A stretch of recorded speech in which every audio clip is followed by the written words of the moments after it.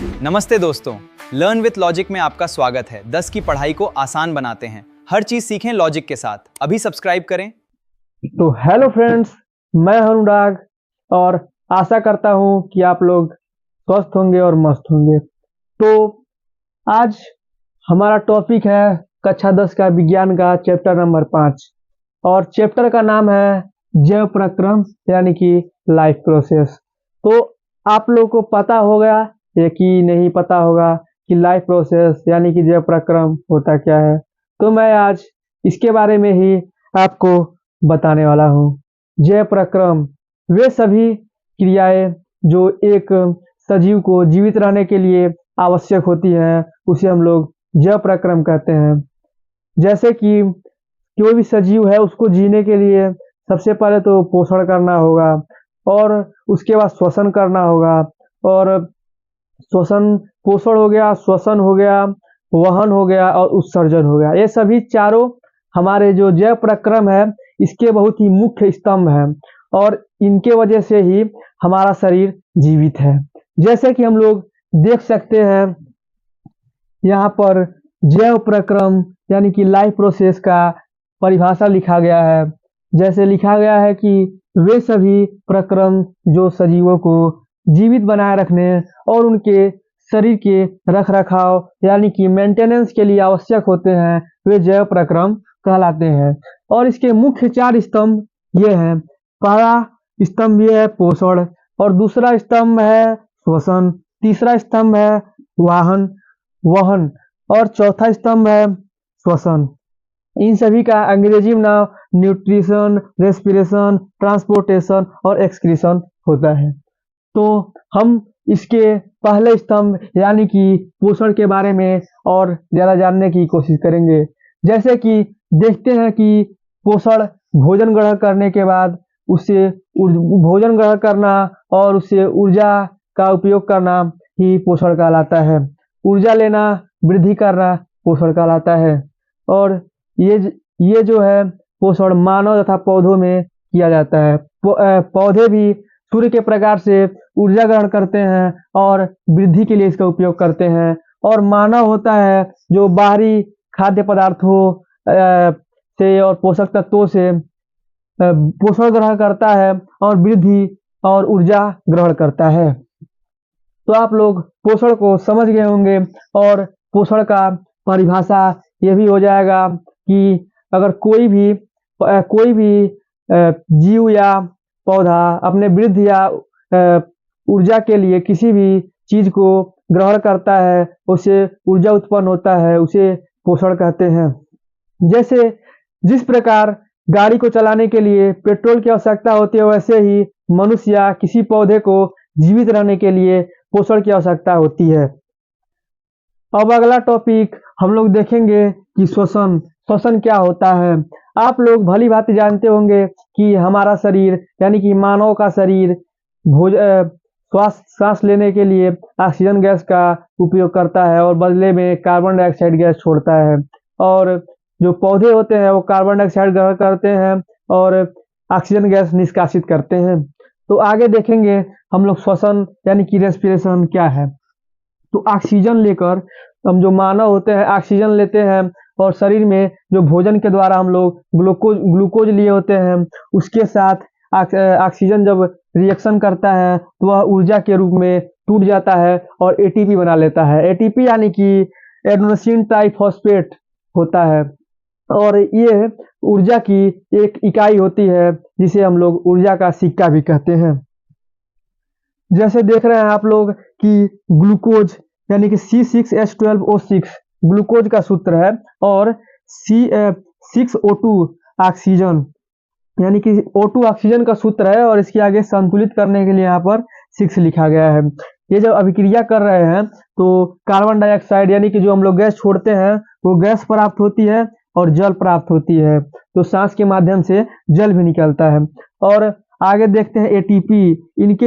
इनके जो अभिक्रिया होती है, इससे एटीपी बनता है जिसे हम लोग ऊर्जा के रूप में प्रयोग करते हैं। जिस प्रकार हमें गाड़ी चलने के लिए पेट्रोल की आवश्यकता होती है, वैसे ही हमारे शरीर जो होता है एटीपी का इस्तेमाल करके हमारे शरीर की सभी क्रियाओं को पूरा करते हैं। जैसे कि कोई भी चीज़ देखते हैं, जैसे मान लीजिए आप गाड़ी चलाते हैं, आप 1 किलोमीटर गए तो कुछ गाड़ी का पेट्रोल खर्च हुआ।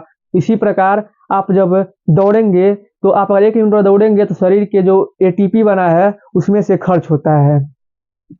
अब हम लोग आगे देखेंगे कि वहन यानी कि ट्रांसपोर्टेशन होता क्या है। आप देखते होंगे कि कोई भी चीज जैसे एक स्थान से दूसरे स्थान तक अगर ले जाया जाता है कार के द्वारा, उसको भी ट्रांसपोर्टेशन कहते हैं। लेकिन इसका काम हमारे शरीर में क्या है, तो हम लोग देखेंगे कि भोजन पानी व ऑक्सीजन को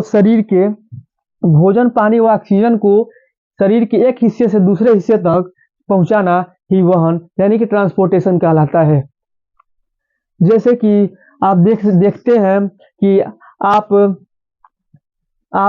जैसे आप देख रहे हैं कि मानव में रक्त व हृदय, मानव में जो रक्त होता है, आप मान लीजिए खाना खाए, उससे जो पोषक तत्व मिला, ऊर्जा मिला, वो शरीर के हर एक हिस्से तक पहुंच जाता है। जैसे कि आप देखते हैं कहीं भी आपके शरीर में टूट फूट हुआ रहता है तो वह रिपेयर हो जाता है। और जो रक्त है, रक्त के द्वारा ऑक्सीजन शरीर के हर एक कोशिका तक पहुंच जाता है।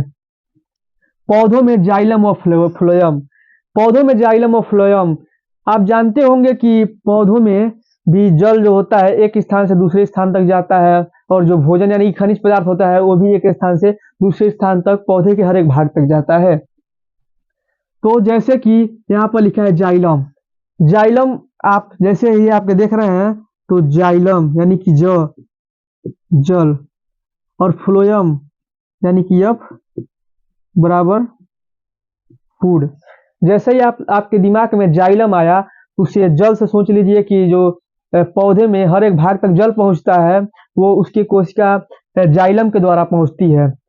और जब खाना यानी कि उसमें जो खनिज पदार्थ होते हैं वो शरीर के उसके हर एक भाग तक पहुंच रहा है, पौधे के हर एक भाग तक पहुंच रहा है, तो वह फ्लोएम के द्वारा पहुंचता है। अब सभी हमने इसके मुख्य 3 पिलर्स यानी कि 3 स्तंभ पढ़ लिए हैं। अब आगे हम लोग इसका चौथा स्तंभ यानी कि उत्सर्जन के बारे में देखेंगे। जैसे कि आप जानते हैं कि कोई भी पदार्थ होता है या कोई भी ऐसी भी काम होती है जिसमें कुछ अच्छाइयाँ हैं तो कुछ बुराइयाँ भी हैं। उसी प्रकार जब हमारा शरीर हर प्रकार के उसके कोई भी मान लीजिए भोजन ग्रहण किया या किसी भी प्रकार का उसने पोषक तत्व ग्रहण किया, तो उसमें जितना भी पोषक तत्व है वह ग्रहण कर लिया, और बाकी सब जितना उसमें से वेस्ट मटेरियल यानी कि हानिकारक पदार्थ हैं, हानिकारक कण हैं, उन्हें शरीर छान कर बाहर निकालने का काम करता है, जिसे हम लोग उत्सर्जन यानी कि एक्सक्रीशन कहते हैं। शरीर से हानिकारक पदार्थों को बाहर निकालना ही उत्सर्जन कहलाता है। साफ साफ यहाँ पर लिखा भी हुआ है। मुख्य अंग, इसका जो मुख्य अंग होता है वृक्क यानी कि किडनी होता है। जैसे कि आप लोग जो पानी पीते हैं वो किडनी के द्वारा ही फिल्टर होता है, या फिर जो ब्लड होता है, ब्लड भी किडनी के द्वारा फिल्टर होता है। इन सभी में जैसे कि आप समझ रहे हैं कि आप चाय बनाए और चाय बना रहे हैं, तो उसमें जो चाय पत्ती आप लोग डाले हैं वो जब उसको गर्म होकर उसमें जब उसका गुड़ मिल जाएगा पानी में, तो आप लोग क्या करते हैं, छन्नी से उस चाय पत्ती को छान कर निकाल लेते हैं और शुद्ध चाय पीते हैं।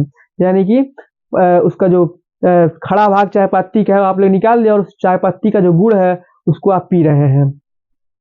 तो यही काम हमारा वृक्क भी करता है। ब्लड और जो पानी होता है, जल होता है, उसका प्यूरिफिकेशन करता है, और जितना भी उसमें खनिज पदार्थ या पोषक तत्व होता है शरीर को सोख लेने के लिए उसको कर देता है, और उसके बाद से जितने भी उसमें हानिकारक पदार्थ होते हैं शरीर के बाहर निकाल देता है। बस आज के लिए इतना ही, और आशा करता हूँ कि आपको ये वीडियो अच्छा लगा होगा, और इसका एक बार आप लोग स्क्रीनशॉट ले लेंगे।